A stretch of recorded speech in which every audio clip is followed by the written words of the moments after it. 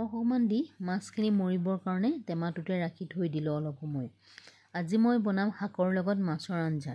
মোৰ বহুত প্ৰিয়, শাকৰ ছিজনত শাকৰ লগত মাছ খাই ভাল পাওঁ। আৰু আনফালে মাছখিনি মৰিলে নাই চালোঁ, মৰিছে, তথাপিও ভয়ে ভয়ে মই মাছখিনি উলিয়াইছোঁ। বেছি নাছিলে, প্ৰায়খিনি খাই শেষেই হ'ল, 2-3টামান আছিলে। তাতে আকৌ শিঙি মাছ। কথা এটা আছে নহয় বোলে, এবাৰ ফুটিবলৈ হ'লে মাক বাপেকৰ বিয়া দেখে। আচল কথা বিয়া নেদেখে বাৰু, কিন্তু বহুত বিষ হয়, সেইকাৰণে সেই কথাষাৰ কয়। এয়া যেনে তেনে মই উলিয়ালোঁ। এতিয়া তাক বাছি কৰি ভালদৰে চাফ চিকুণ কৰি ল'ব লাগিব। মাছ ভাজিবলৈ আৰম্ভ কৰিলোৱে। লগতে আকৌ মই মাছৰ মাথাকেইটা পেলাই নাই দিয়া দেই। আমাৰ ঘৰত কুকুৰ এটা আছে নহয় ৰিকি, তালৈ বুলি ধুনীয়াকৈ এয়া ভাজি দিছোঁ।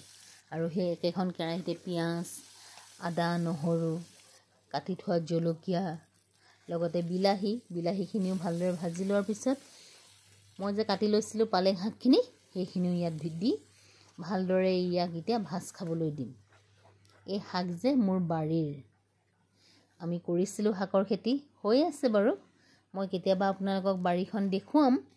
তাৰপিছতে ভজা হৈ গ'ল। পানী দি এতিয়া মাছকেইটা দি অলপ সময় উতলিব দিম।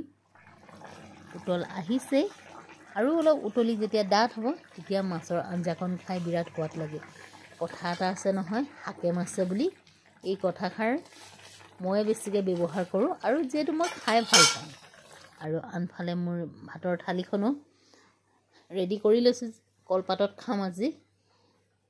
আগতে যে সকামবিলাকত কলপাতত দিয়ে, অকণকৈ চব্জি ভাত কিবাকিবি, মোৰ আজি সেই দিনটোলৈ মনত পৰিলে। এয়া ভাত, বন্ধাকবি ভাজি, লগতে এয়া ভেকুৰী, ডাঙৰ ভেকুৰীটো আপোনালোকে খাই নাখায় বাৰু। ভেকুৰীটোও মই 4ফাল কৰি ভাজিছোঁ। আৰু মোৰ মাছৰ আঞ্জাখন দেখিছেই। এয়াই হৈছে আজি মোৰ দুপৰীয়া ভাত সাজ।